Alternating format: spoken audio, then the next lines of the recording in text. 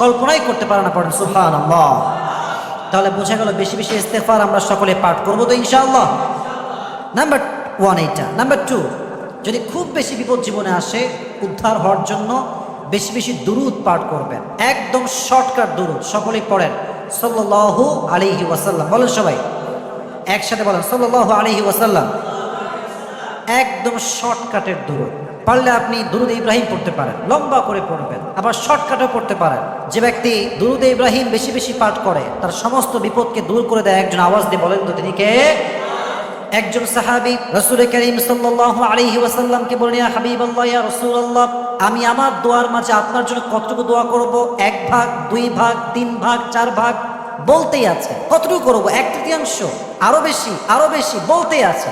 বলতে বলতে অনেক উপরে গেছে। বলছে, ইয়া রাসূলুল্লাহ, আমি কি এত বেশি করব? আচ্ছা ইয়া রাসূলুল্লাহ, আমি যদি পুরো দোয়াটা শুধু আপনার জন্যই করি তাহলে কি হবে?